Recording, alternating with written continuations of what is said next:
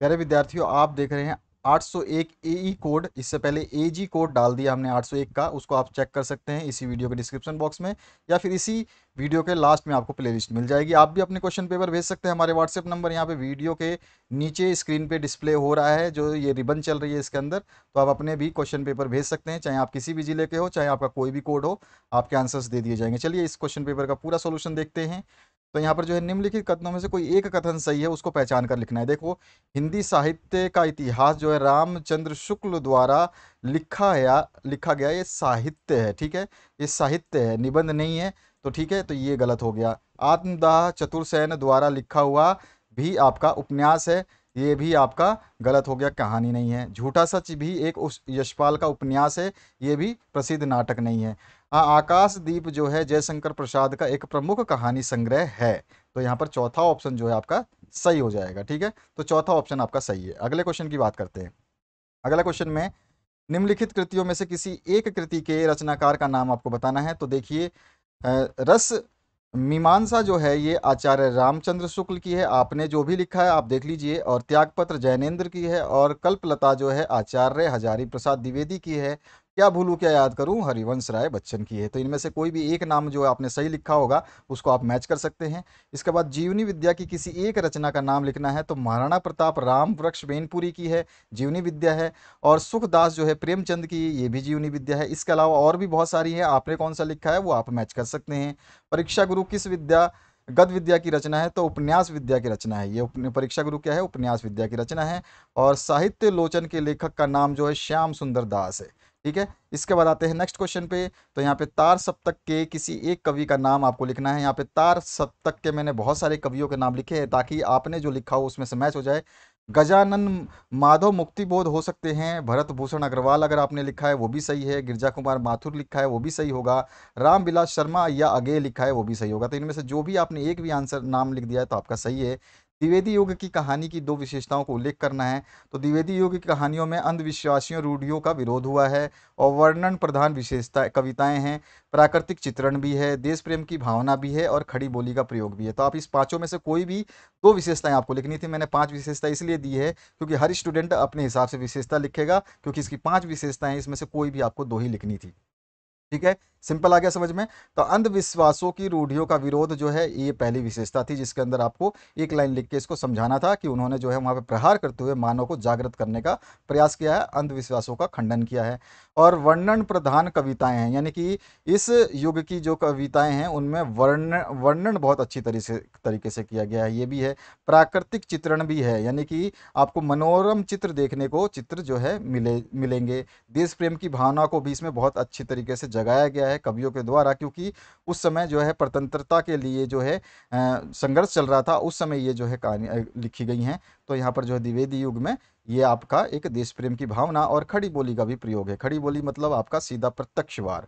इसके अलावा जो है नई कविता की दो विशेषताओं का उल्लेख करना है। नई नई कविता की भी बहुत सारी विशेषताएं मैंने लिखी है, इनमें से कौन सी विशेषता आपने बताई है तो आपका भी सही हो जाएगा। नई कविता के कवियों ने यथार्थ का चित्रण किया है, तो यथार्थ के ऊपर डिपेंडेंट है। उसके अलावा जो है यहाँ पर जो नई कविता जीवन के प्रत्येक क्षण को जो है सत्य मानती है। उसके अलावा नई कविता के कवियों ने मानव की निराशा, कुंठा और सत्रास का जो है मनोवैज्ञानिक ढंग से जो है चित्रण किया है। नए प्रतीक के रूप में रूप तथा अपमानों की नई भाषा शिल्प में अभिव्यक्त की गई है। ठीक है, रूपक जो है यहाँ पे रूपक कर लेना, पूरा एक साथ है। नई प्रतीक, रूपक तथा उपमानों।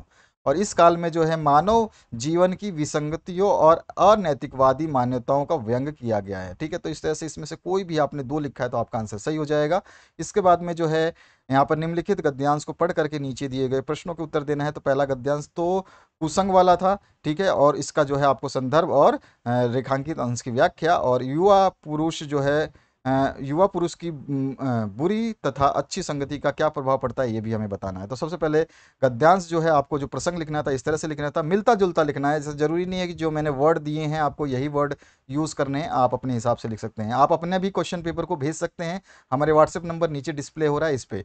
ठीक है, आपका जो कोड है वो, अगर आपका कोड ये नहीं है तो दूसरा कोड है, जो भी आपके सब्जेक्ट है सभी को भेज सकते हैं, बिल्कुल साफ साफ सीधा सीधा फोटो खींच के, अदरवाइज सोल्यूशन नहीं बना पाएंगे। तो यहाँ पे प्रसंग जो है ये हमारे पाठ्य पुस्तक बाल भारती से लिया गया है, मतलब बाल भारती पुस्तक से लिया गया है, जिसके रचनाकार या लेखक जो है रामचंद्र शुक्ल हैं, और ये मित्रता निबंध से उद्धत है या लिया गया है। इस तरह से आप अपनी मर्जी से जो है लाइनें बना सकते हैं। जो मैंने लिखा है ये परफेक्ट लाइनें हैं, पर आप ऊपर नीचे थोड़ा बहुत कर सकते हो, कोई दिक्कत नहीं आएगी, ठीक है। डायरेक्ट आप, कोई इशू नहीं है। और इसमें लेखक ने जो है कुसंगति के भयानक फल को बताते हुए कहा है कि, अब देखो व्याख्या क्या की है, जो भी व्यक्ति एक बार कुसंगति में पड़ जाता है उसे भयानक फलों को भोगने के लिए मजबूर हो जाता है। यानी कि वो जो कुसंगति में चला जाएगा, उसको भयानक फलों को जो है वो भोगने के लिए क्या हो जाता है, मजबूर हो जाता है। इन रेखांकित पंक्तियों की जो हम व्याख्या कर रहे हैं, ठीक है, यहाँ पर कुसंगत से, ठीक है।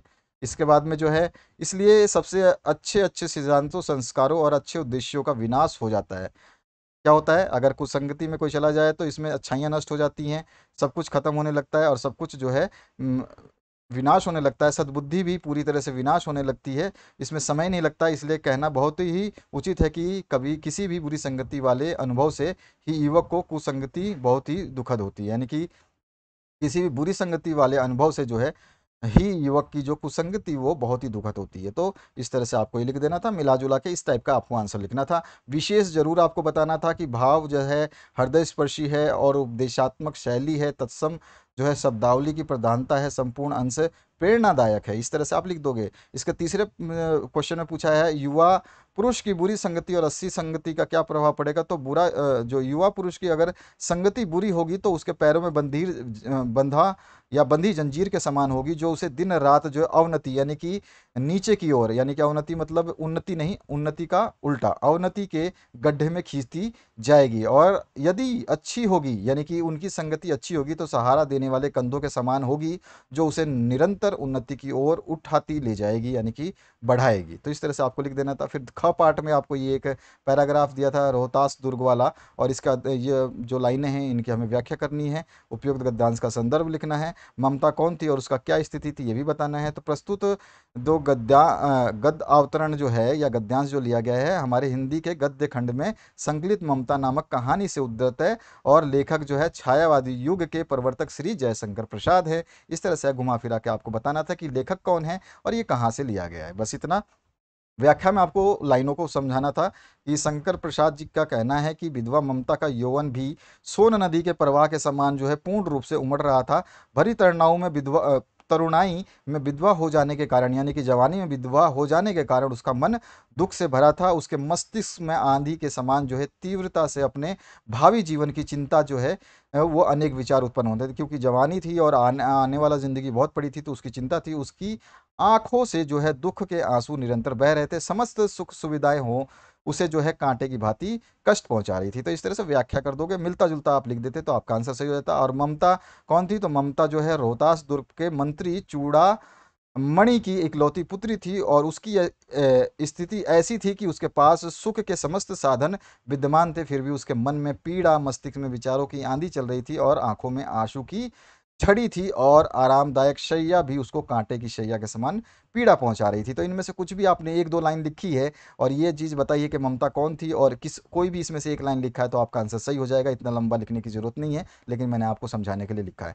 यहाँ पर फिर आपके पद्यांश है, अभी गद्य पढ़ा था, ये पद्यांश है। इस पद्यांशों को देख करके जो हमें इसका संदर्भ, प्रसंग और व्याख्या करनी है। तो प्रस्तुत पद्यांश महाकवि गोस्वामी तुलसीदास द्वारा रचित कव्यावली से हमारी पाठ्य पुस्तक हिंदी काव्य खंड के में संकलित वन पथ पर शीर्षक कविता से अवतरित है या लिया गया है। प्रसंग, इन पंक्तियों में सीता जी अपने हाव भावों से ही राम के विषय में सब कुछ ग्राम सखियों को बता देती हैं।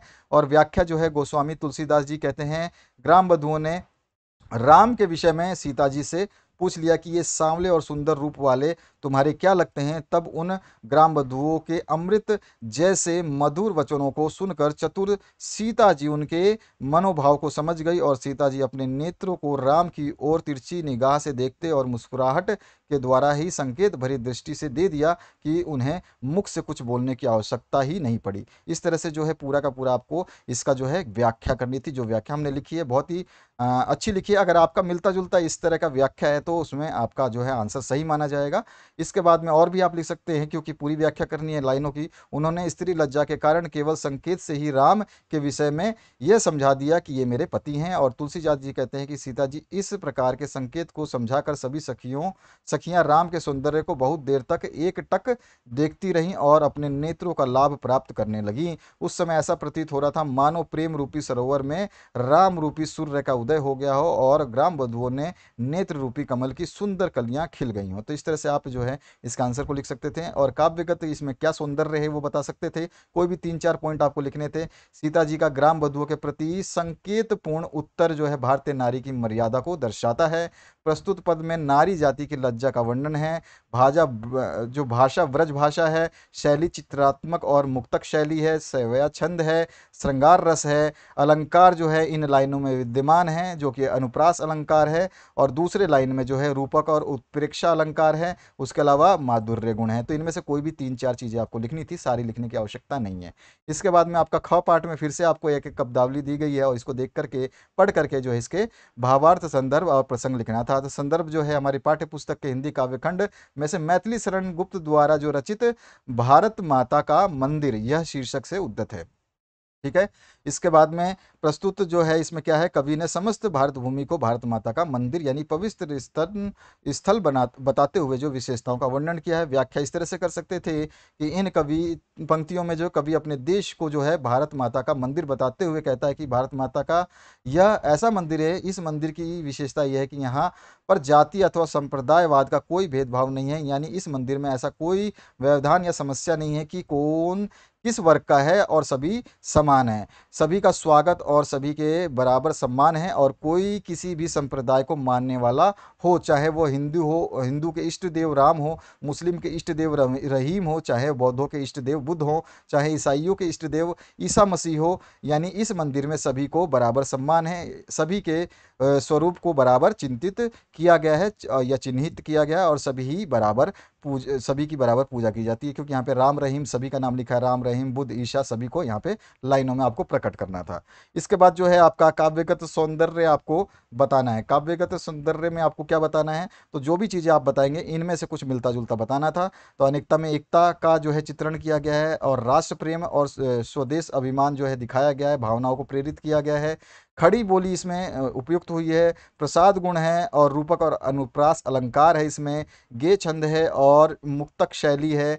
और उसके अलावा वियोगी हरि द्वारा रचित शिव मंदिर जो है भाव साहब में दिखाता है। इस तरह से आप इसमें से कोई भी 2-3-4 पॉइंट लिख रहे थे, सारे पॉइंट लिखने की आवश्यकता नहीं होती है। ठीक है, हम सारे पॉइंट इसलिए देते हैं ताकि स्टूडेंट कौन से पॉइंट्स को याद कर पाए, वो उसके ऊपर डिपेंड होता है। हर किसी का माइंड अलग होता है। इसके बाद में निम्नलिखित लेखकों में से किसी एक का जो है जीवन परिचय दे करके उसकी एक रचना का नाम लिखना है। जयशंकर प्रसाद, डॉक्टर भगवत शंकर उपाध्याय और रामचंद्र शुक्ल, इनके बारे में मैं पहले भी बता चुका हूँ। आपके अर्धवार्षिक के पेपर सॉल्व किए थे और मॉडल पेपर सॉल्व करवाए थे, उनमें आपको ये देखने को मिला होगा। अगर आपने चैनल पे पहले से एक्टिव है, सब चीज़ें पढ़ रहे हैं, तो आपको दिक्कत नहीं होगी। इसी तरह से आपका जो है यहाँ पर भी एक रचना का नाम और इन कवियों का जीवन परिचय देना था, तो इनके बारे में भी हमने बताया है। अगर आपने वीडियोज़ देखे हैं तो आपको सारा कुछ पता होगा, इसको कहने की ज़रूरत नहीं है। और यहाँ पर जो है आपको संस्कृत गद्यांश जो है संदर्भ सहित हिंदी अनुवाद करना है, तो ये संस्कृत गद्यांश है और इसका जो है हिंदी में अनुवाद कर देना था। आगे बताऊँगा, और सारे क्वेश्चन के आंसर्स बहुत सारे हैं आपके।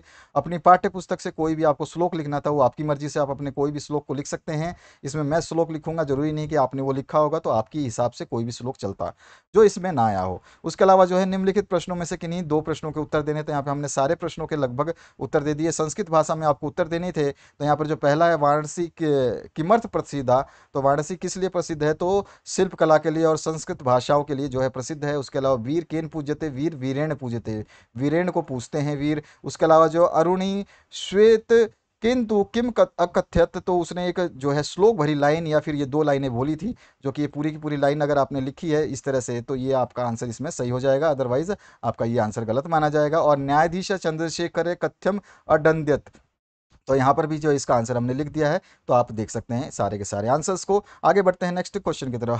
हास्य रस और करुण रस, इन सभी क्वेश्चंस के हास्य रस, करुण रस, उपमालंकार, रूपक अलंकार, रोला छंद, सरोठा छंद, इन सभी के आंसर्स पहले भी मॉडल पेपर में बनाए जा चुके हैं, अर्धवार्षिक पेपर में बताए जा चुके हैं। अगर आपने उनको पढ़ा होगा तो आपका पेपर में ये 8वां नंबर क्वेश्चन किसी ने नहीं छोड़ा होगा। आगे बढ़ते हैं। निम्नलिखित उपसर्गों में से किन्हीं 3 के मेल से एक एक शब्द बनाने हैं। तो हमने सभी के शब्द बनाए हैं और आपने इनमें से कौन सा क्या लिखा है आप देख लेना। आपने हो सकता है इससे अलग लिखे हों, बहुत सारे शब्द बन सकते हैं, लेकिन मैंने मैक्सिमम शब्द देने की कोशिश की है। अ से अछूता, अथाह, और उसके बाद में अटल, अनादर, अदृश्य, इस तरह के वाक्य बन सकते हैं। अधि से अधिकार, अधिराज, अधिकरण, अधिकता और अधिमय, बहुत सारे बन सकते हैं। अनु से अनुगामी, अनुसरण, अनुकाल, अनुकूल और अनुरूप बन सकता है। सह से सहपाठी, सहयोगी, सहकार और सहचर बन सकता है। अप से अपमान, अपवित्र, और उसके बाद में इसका अपार, अपशब्द, अपवाद, अपकर्ष और अपराध, इस तरह के वाक्य बन सकते हैं। इसके अलावा बहुत सारे वाक्य हैं जो आप लिख सकते हैं, लेकिन ध्यान रखना है कि वाक्य आपके सही होने चाहिए। सु से आप सुगम, स्वागत, सुलभ और सुजन और सुदूर, इस तरह के वाक्य बना सकते हैं। इसके बाद में किन्हीं 2 प्रत्ययों का प्रयोग करके एक एक शब्द बनाना है। तो प्रत्यय जो है पन दिया है, तो बड़प्पन, अपनापन, मोटापन, कालापन, बचपन, नीलापन, भूरापन, गोलापन, कुछ भी पन लगा सकते हो, लेकिन शब्द आपके सही होने चाहिए। ता लगा करके मानवता, कुशलता, उत्कृष्टता, एकता, इस तरह के शब्द बना सकते थे। यदि आपने और भी शब्द लिखे हैं तो वो भी सही होंगे, लेकिन ये शब्द सही होने चाहिए। आई लगा करके सुनाई, लड़ाई, पढ़ाई, गढ़ाई, बहुत सारी चीज़ें आप लिख सकते हैं, कढ़ाई। और इस तरह से हट लगा करके चिकनाहट, घबराहट, और भी बहुत सारे वर्ड हैं, उनको भी आप लिख सकते हो। वाह लगा के बचवा और पढ़वा, यही वर्ड्स ज़्यादातर इससे बनेंगे, नहीं तो नहीं बन पाएंगे। तो वाह लगा के यही 2 वर्ड बनते मेरे हिसाब से। वाह लगा के किसी ने नहीं बनाया होगा, बनाया होगा तो ध्यान रखना कि आपने सही बनाया है। इसके बाद में निम्न में से 2 के समास विग्रह आपको करने हैं। ध्यान रखें कि अगर आपके क्वेश्चंस भेजना चाहते हैं पेपर, तो बिल्कुल साफ और सीधा भेजें। ये जिस बच्चे ने भेजा है उसने भी सही फोटो नहीं भेजी है, लेकिन फिर भी मैंने इसको, इस क्वेश्चन पेपर को थोड़ा साफ करके जो है इसको सॉल्व किया है, क्योंकि साफ करने का और क्वेश्चन पेपर को डिज़ाइन करने का हमारे पास समय नहीं रहता है। केवल हम आप जो क्वेश्चन पेपर साफ साफ भेजेंगे उसके सॉल्यूशंस आसानी से बना दिए जाएंगे और सभी प्रश्नों के आंसर्स दिए जाएंगे। जहाँ जहाँ जो चीज़ बतानी है वो सारी चीज़ें आपको बताई जाएंगी। इन 2 का समास विग्रह करना है। राजा रानी का होता है राजा और रानी, इसमें द्वंद्व समास है। हालांकि इसमें समास नहीं पूछा है, लेकिन हमें बताना है तो बता ही देंगे। 1 + 1 यानी कि 2 के केवल आपको एक एक नंबर मिलने हैं। और 5 नदियों का समूह जो है अविभाव समास है, जिसमें पंचगंगा है, क्योंकि जिसमें आगे वर्ड आता है उसमें अविभाव समास हो जाता है। विशेषण, विशेष्य, विशेषता वाला यानी कर्मधारय समास है। और चतुर्वेद यानी कि फिर से आपका जो है ये कौन सा है, 4 वेदों का समूह दिगु समास है। और राम रहीम, राम और रहीम में द्वंद्व समास है, जैसे राजा रानी में। ठीक है, तो इस तरह से आपका ये आंसर हो गया। इसके बाद में आपका है निम्नलिखित में से किन्हीं 2 शब्दों के तत्सम रूप लिखने हैं। सभी के लिखे हैं। नाक का नासिका, पीठ का पृष्ठ हो जाएगा, डंडा का दंड हो जाएगा, गोबर का गोमय हो जाएगा और हल्दी का हरिद्रा हो जाएगा। इसके बाद में निम्नलिखित में से किन्हीं 2 शब्दों के पर्यायवाची, बहुत सारे लिख दिए हैं मैंने। गंगा के मंदाकिनी, भागीरथी, सुसरिता, देव नदी, और भी होते हैं, आपने कौन सा लिखा है देख लेना। घोड़ा का अश्व, घोटक, तुरंग, तुरग, बाजी, वाजी और सेधव होता है, और भी होते हैं, आपने कौन सा लिखा है। इसके अलावा जो है आपका इंद्र का देवराज, सुरेंद्र, सुरपति, अम, रेश और देवेंद्र और वासव होता है। इनमें से भी आपने कोई लिखा है या फिर अलग लिखा है, वो भी आप चेक कर सकते हैं। कुबेर का होता है यक्षराज, धना, दीप और धनराज, धनेश, बहुत सारे होते हैं, तो ये भी आप लिख सकते हैं। और खग का होता है पक्षी और खेचर, चिड़िया, पतंग, पंछी और विहग और परिंदा, इतने सारे हैं, आप कुछ भी लिख सकते थे। इसके अलावा चलते हैं अगले क्वेश्चन की तरफ। निम्न में से किन्हीं 2 में से संधि विच्छेद, जो आपको 2 में संधि विच्छेद और संधि का नाम लिखना है। तो मात्र प्लस आज्ञा मात्राज्ञा हो जाएगा, और यहाँ पे यण संधि है। मधु प्लस अरि जो है मध्वरी हो जाएगा, यहाँ पे भी यण संधि सभी में है। और ल प्लस आदेश है, इसमें लादेश हो जाएगा यण संधि। इति प्लस अत्र, इत्यत्र हो जाएगा, इसमें भी यण संधि है। इसके बाद में जो है आपका निम्नलिखित शब्दों के तृतीय विभक्ति एक वचन के रूप लिखने हैं। तो फल का जो फलेन हो जाएगा तृतीय विभक्ति एक वचन, और नदी का जो है नदा हो जाएगा जो एक वचन और तृतीय विभक्ति। मति का जो है मत्या हो जाएगा तृतीय विभक्ति एक वचन, और मधु का जो है मधुना हो जाएगा तृतीय विभक्ति एक वचन। इसके बाद में जो है निम्नलिखित में से किसी एक के धातु लकार पुरुष और वचन का उल्लेख करना है। तो अपठतः जो है पठ धातु है, लट लकार है, मध्यम पुरुष है, एक वचन है। इसके बाद में हस्यास्व में हस धातु है, लट लकार है, उत्तम पुरुष है, द्विवचन है। और पठिताम में पठ धातु है, विधि लिट लकार है, और विधि लिट लकार 2 बार लिख दिया, एक बार ही लिखना था, कोई बात नहीं। और प्रथम पुरुष है और द्विवचन है। तो यहाँ पर जो है एक वाला आप मिटा देना, मैं मिटा सकता हूँ, आप चाहे तो इस तरह से मिटा देंगे। ठीक है, तो इस तरह से ये चारों चीज़ें लिखनी थी। ये हो गया। अब इसके बाद में जो है निम्न में से किन्हीं दो को वाक्यों को जो है संस्कृत में अनुवाद करना था। तो इस तरह से आप जो है अपने अनुवाद को लिख सकते थे। सीता विद्यालयम गच्छति वयम तत्र गच्छेयम और बालका क्रीडांगने खेलती, इस तरह से आप कर सकते थे। इसके अलावा जो है आपके क्वेश्चंस निम्नलिखित में से किसी एक विषय पे निबंध लिखना है, तो निबंध के लिए तो कमी नहीं है, आपको सारे निबंध बताए गए हैं किस तरह से आपको निबंध लिखना होता है।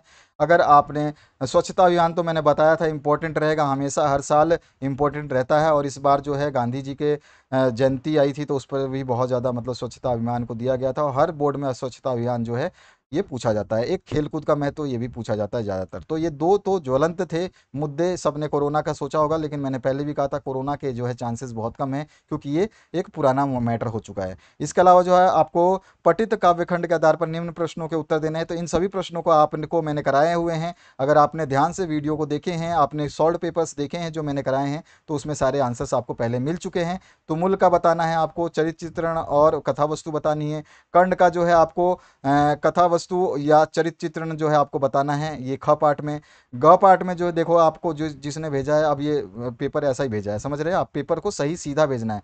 आराम से फोटो, जैसे अपनी सेल्फी लेते हो, अपनी फोटो खींचते हो ना अच्छी, इस तरह से पेपर को भी साफ साफ सीधा सीधा खींच के भेजा करो, ताकि सॉल्यूशन बनाने में मजा आए। अगर पूजा काव्यखंड में जो है प्रस्थान का सर्ग जो है कथा वस्तु लिखनी है, नायक का चरित्र चित्रण करना है। कर्मवीर में भरत का जो है इसमें चरित्र चित्रण करना है, राम का आधार पर राम का करना है। और इसमें तृतीय सर्ग में कौशल्य सुमित्र मिलन की जो है अपने शब्दों में व्याख्या या जो है शब्द लिखने हैं। उसके अलावा मेवाड़ मुकुट का जो है उसके रिलेटेड चरित्र चित्रण करना है, भामाशाह का। उसके बाद में संक्षेप में आपको उसके शब्दों को काव्यखंड को लिखना है। और मुक्तिदूत के आधार पर गांधी जी का चरित्र चित्रण करना है। मुक्तिदूत में तृतीय सर्ग की जो है कथा लिखनी है। तो इस तरह से ये आपका आंसर है। इनके सभी के मैं आंसर बता चुका हूँ। जय सुभाष काव्यखंड के नायक का चरित्र चित्रण करना है। और सर्ग का जो है षष्ठ छठे सर्ग का जो है इसमें आपको जो है पांचवें षष्ठ का फर्स्ट षष्ठ का जो है आपको शब्दों में लिखना है। उसके अलावा मातृभूमि के काव्यखंड के आधार पर चंद्रशेखर आजाद का चित्रण करना है।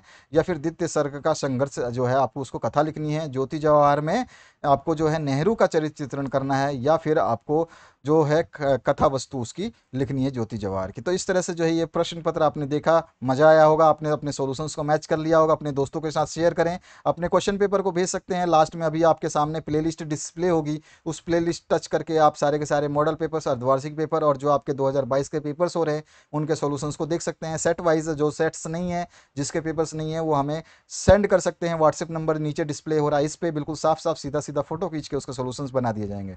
जय हिंद। आगे के एग्जाम्स के लिए आपको बेस्ट ऑफ लक।